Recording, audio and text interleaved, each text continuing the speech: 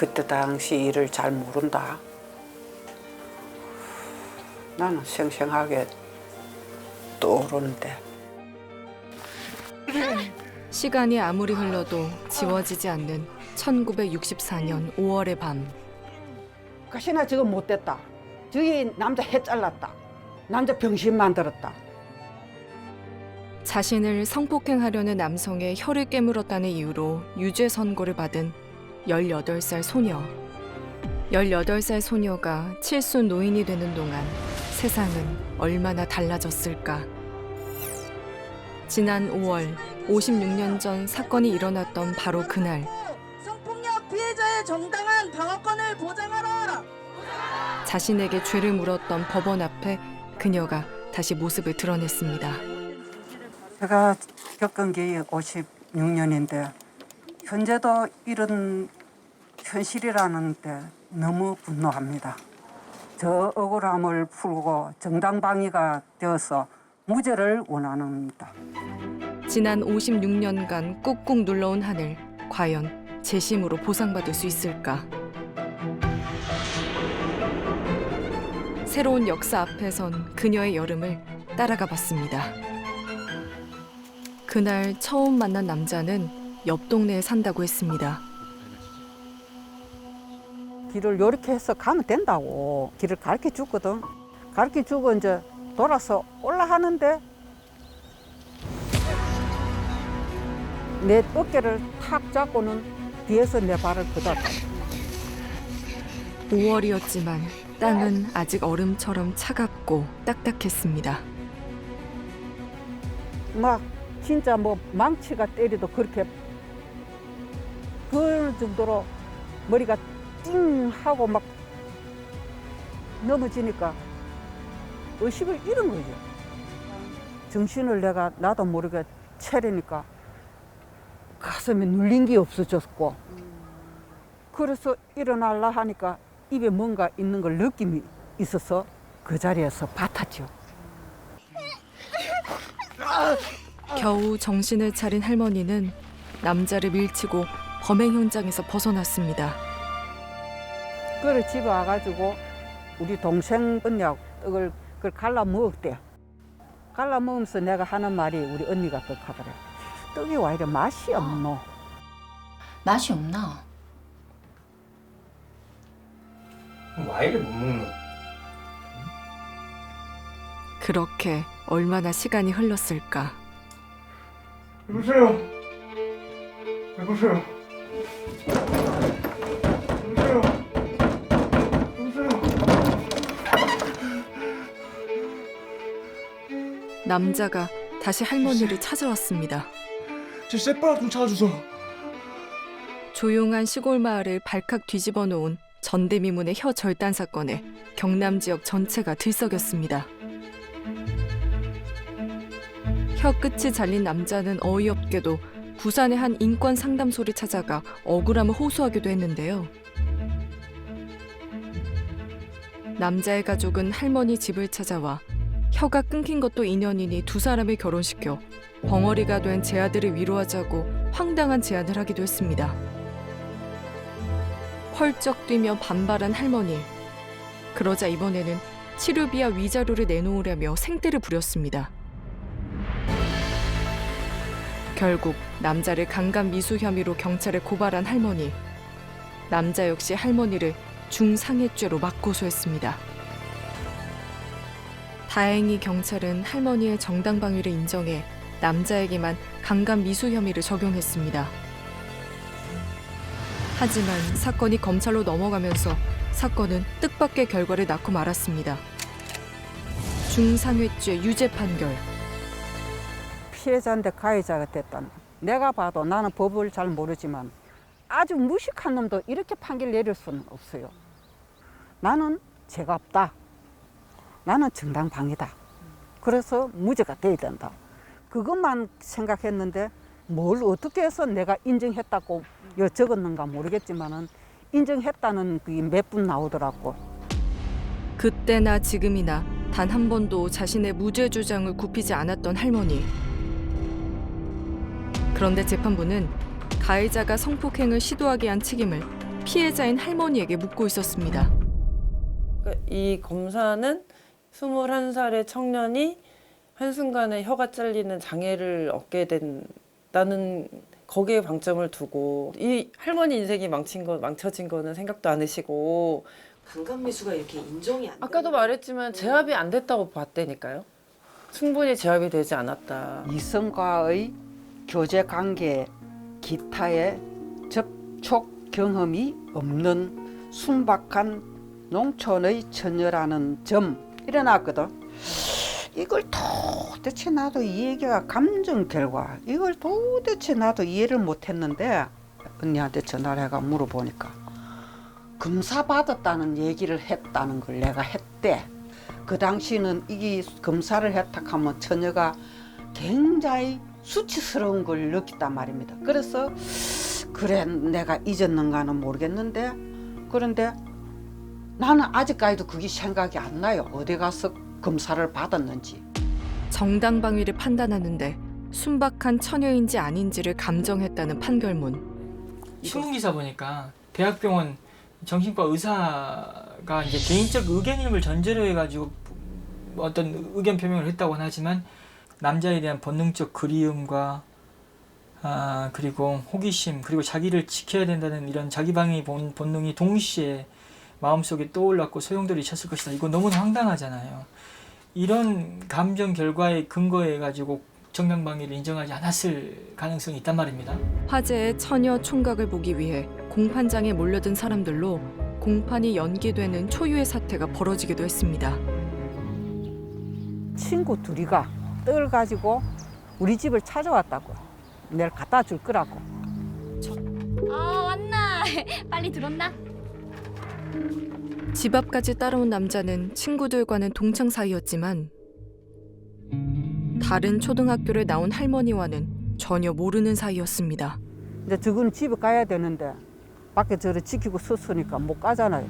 친구들을 대신해 집주인인 할머니가 나섰습니다. 누구세요? 방금 들어간 여자 아들 있죠? 내 동창인데 할 말이 있으니까 좀 불러주소. 이 남자가 니들한테 할 말 있다 하는데 어쩌까? 우리 할 말 없다. 가세요. 왜 남의 집 앞에 서 있습니까? 아버지가 안 계셨어.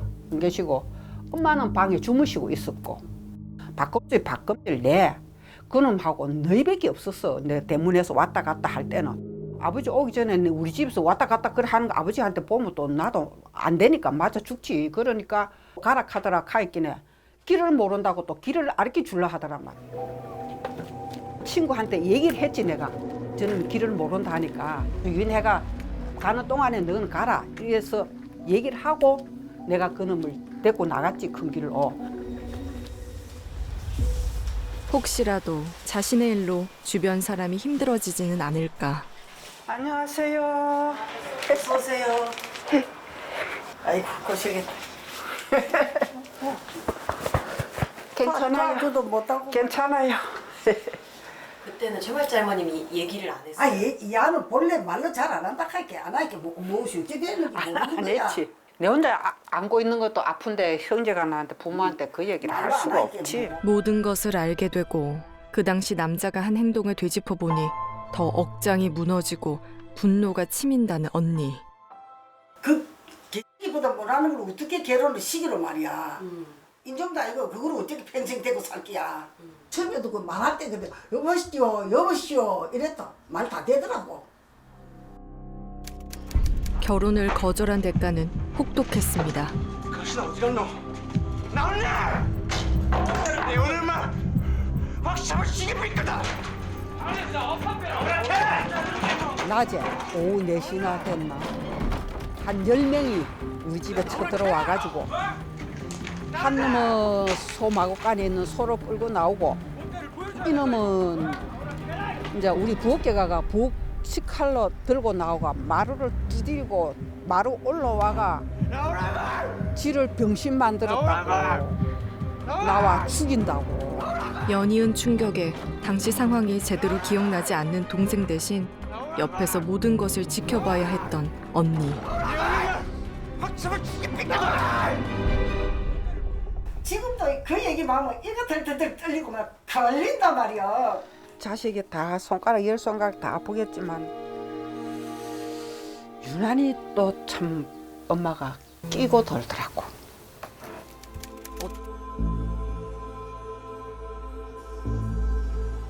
낯선 남자를 혼자서 따라가는 게 무섭지 않았습니까? 그런 짓을 할 거라고는 생각도 못했습니다. 제 형이 어깨에 한쪽 팔을 걸쳐도 가만히 있길래 키스를 하려다 혀를 깨물렸습니다.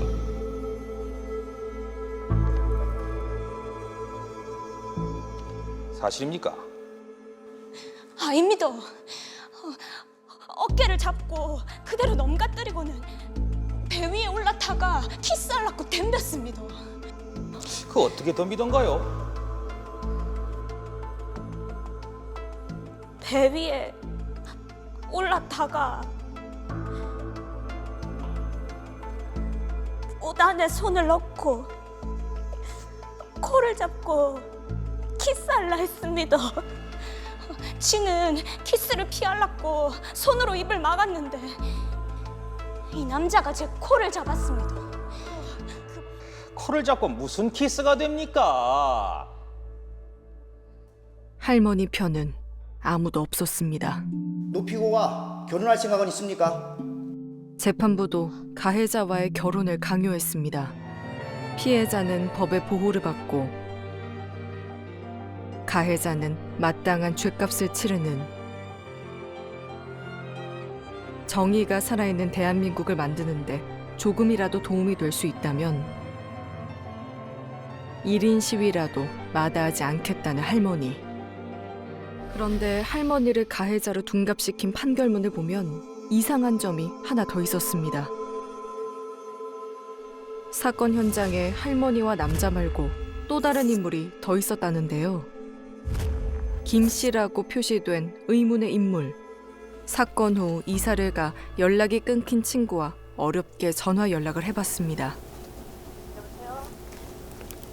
여보세요.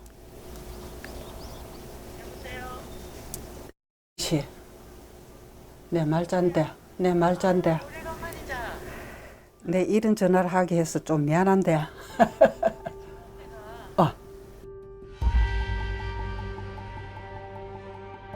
어딜 걸어가고 놀고 저거 집에 가서 놀고 그런 것도 없고 그 남자도 모르는데 그 내가 뭘 따라가가지고 그 남자 옆에 있었고 중간에 있고 뒤에 있고 말도 안 되는 소리 하지 마. 그러면 전화도 안 받아. 그런 거짓말 같은 소리 하는. 며칠 후 아침부터 비가 쏟아지는 날. 재심에 관한 법원의 의중을 읽을 수 있는 재심 의견서가 도착했다는 연락을 받고 할머니가 다시 법원을 찾았습니다. 그런데 재심 의견서를 읽는 할머니의 표정이 딱딱하게 굳어갑니다. 재심 사유에 해당하는 명백한 증거가 새로 발견됐다고 볼 수 없어 재심 개시 사유로 보기 어렵다는 법원의 의견서. 나 이 글도 보기 싫어. 그만합시다. 나 이제 열불이 나서 더 하기 싫어. 할머니는 어떻게 지내고 계실까? 힘들죠. 수강 기록이라도 띄워라 그래서 언제로 그걸 찾아다니면서 띄는데 없어요. 아직 못 찾으셨어요? 예, 아직 못 찾았어요. 오늘 못 찾으면 내일 또 가서 찾아보면 될 일. 늘 그랬듯 기대를 걸어봅니다. 이거 아니에요? 뭐요? 폐말자. 1월 12년에 이름을 갖고는 안 나온다더니 이름이 나와가 있잖아요. 최말자의 역사적 여름은 아직 끝나지 않았습니다.